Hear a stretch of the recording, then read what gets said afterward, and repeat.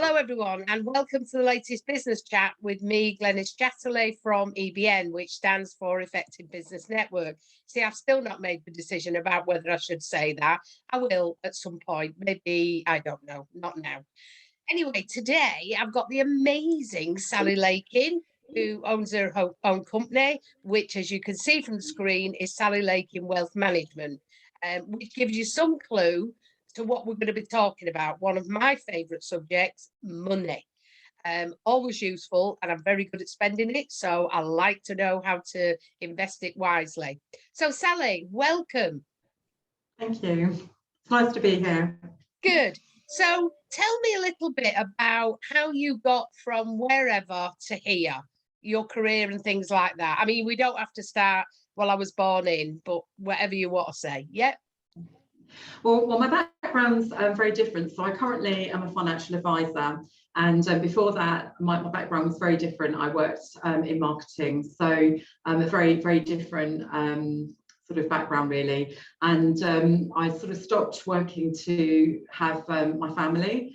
And a friend of mine who, we know lots of financial advisors, and a friend of mine kept asking me to come across and be a financial advisor. She used to say we're very, pathetic, quite bright, so it would be a good fit for you. And eventually I took the plunge and did. My husband was at an event in London, and he was approached to be a financial advisor, and he said, well, I can't give up my day job, as it were, but my wife is looking to return back to work full time. And that's how it all happened. I ended up having a number of meetings and interviews and debate business plans and psychological assessments, all sorts of things. And I was offered a training place, which I grabbed with both hands and took up. And it's gone on from there, really. So I then qualified and launched my business, and obviously got my business through networking, actually. So the more people you talk to, the more business you do, and the more relationships you form, and networking has been a really valuable part of that. Fantastic. So how long have you been self-employed? Oh, I'd probably say for about sort of 7 years or so now. Oh, it seems only 5 minutes, but since we first met, and you were sort of a bit, I'm self-employed. Oh no! So, what is it about what you do that sort of floats your boat? Why do you do this kind of finance rather than some other kind of finance? Well, I think it's because I was always very fortunate myself. So I've always had access to financial advice, and it's really helped me. It helped me to save up for my flat, to save into my pensions. I used to have the equivalent of what we call today an ISA. So I sort of had all my, I had my goals. I had my life cover in place. Obviously, the younger you are, the better it is, in terms of taking it out. And I was just very fortunate, and it really just surprised me really that so many people that I spoke to just didn't have access to financial advice. And I think over the years the banks have actually stopped off, you can't really go into your financial, your bank now to actually have a financial advice meeting. Those sort of services are becoming less, and they're less readily available. So there's a generation of people who really are growing up that just don't have any access to financial planning, and that's such a shame. And I think there's a great myth as well that you have to be really wealthy to have financial advice, and I do not believe that. I think every individual should have access to financial advice, and they should speak to an advisor, because the sort of statistics show that if you have financial advice, you're more likely to exceed your financial goals than by not having it at all. And I think I've also come across a lot of like inertia from people as well. Lots of people thinking, they don't know who to go to, or I'll get round to that tomorrow. But the reality is, we're all living for longer, and when we retire, we're going to have to find an income in retirement. And it's important that people are protected in terms of protecting the main breadwinner if anything happens to them, and what happens to their family. So I think my job and other people like myself who do what they do, it's because they care, and they want to see their clients, they want to work with them over the longer term, and get them into a better financial position than they would be, just to sort of shore them up, really. Yeah. So you've had 7 years now in self-employment. What advice would you give to somebody who was thinking of becoming self-employed or just taken? What bit of advice would you have liked to have had when you started? Well, I think there's a couple of things really. I think it's really important to keep persevering, not to give up.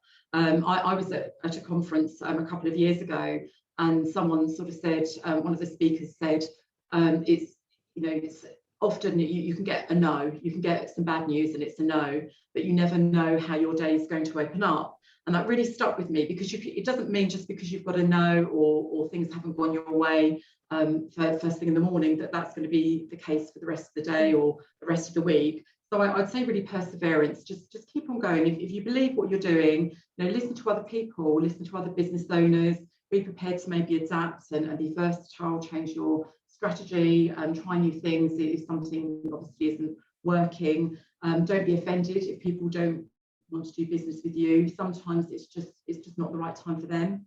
So keep on going. And I think also just having a business mentor, having somebody that's independent that you can talk to and learn from, really, and who can be objective and support and help you. Yeah, I think that's important. I think I've always had a mentor, and it's that person who you can just say, "Well, I was thinking about this," and they don't have to know what your business is.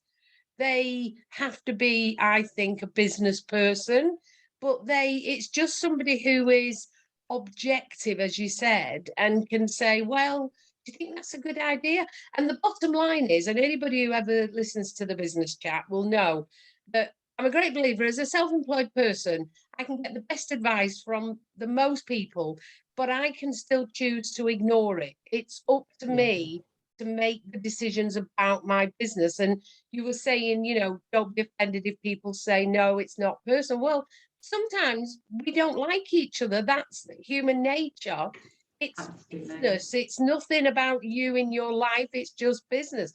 And somebody once said to me, and I can't remember, so I can't as credit it, I'm afraid, people. Um, you may have a bad moment and you choose to have a bad day. So somebody cuts you up at the lights. You can either let that fester for the rest of the day or just think, well, they're obviously very important and need to get somewhere very, very quickly, and let it go on, move on and do, you know what I mean? But it's that thing about just, that's fine. It happened, move on. What did we learn? That might Yeah, be a part of it. What did we learn? But then move on. I think also I would add something, because there is one of the business chats about self-employment's not for everybody. And, no, I think sometimes you have to ask yourself the question, is this for me? Because it's really, it can be very difficult.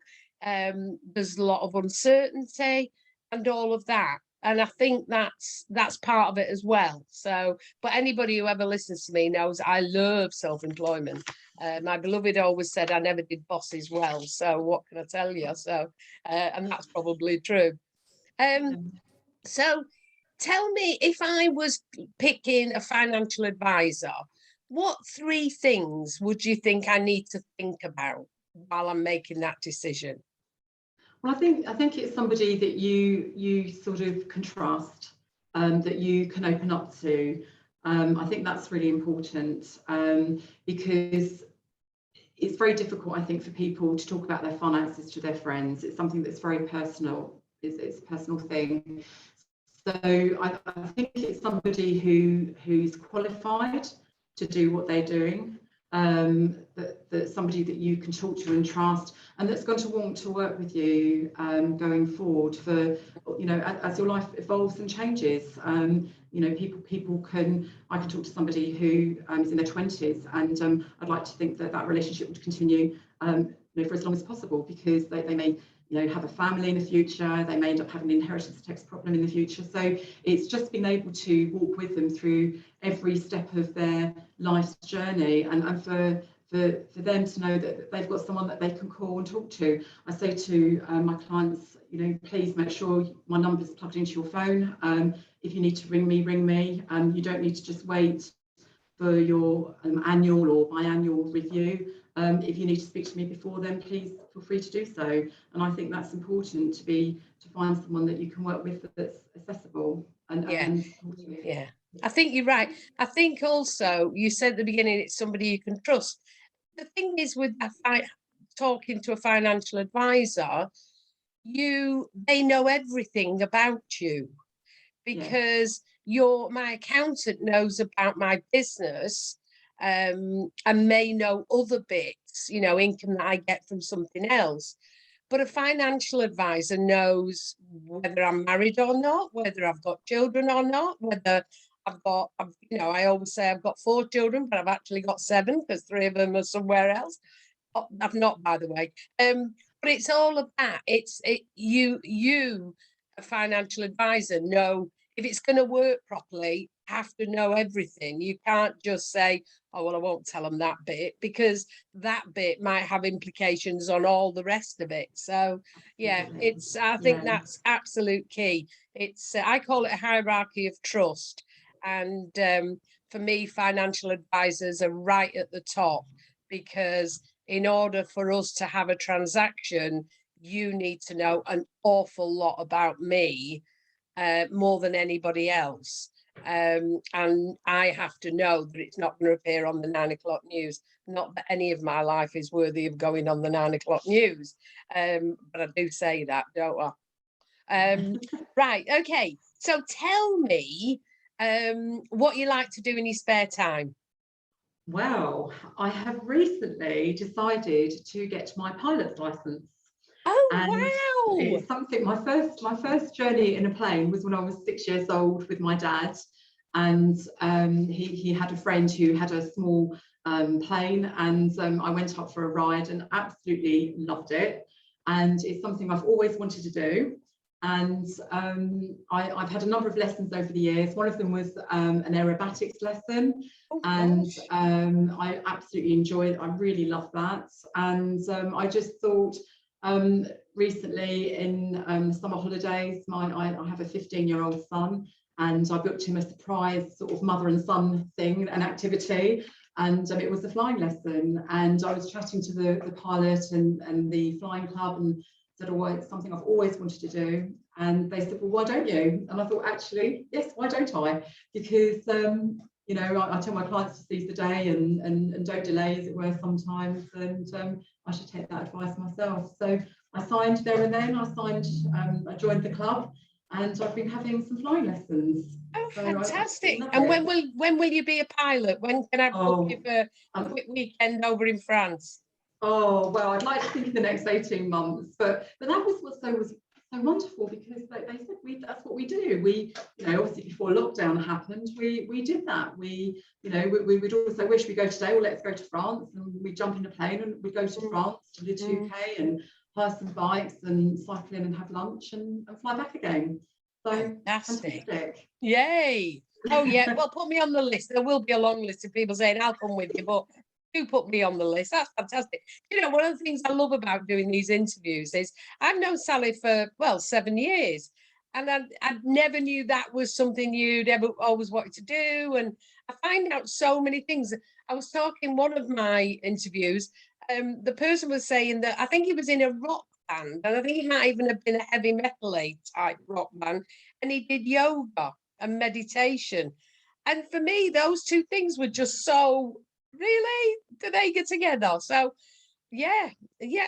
I mean, are you going to start wearing the hat and the goggles and all of that to me, and have one of those Absolutely. wired scarves so that it looks like you're always in the wind? How fabulous! I look forward to coming to a meeting and seeing you in that outfit. Yeah. Sally, this has been an absolute blast. Thank you so much for your time. Thank you. So that's it. And I'm now going to go through all the instructions so that, because obviously you may need reminding. So please watch this to the end, because otherwise it messes with the algorithms. And then subscribe to the channel, comment, like, tell your friends, and come back next week, because next week it'll just be me, and who knows what I'm going to talk about. I know, but I'm not going to tell you yet. So thank you, Sally, for your time today.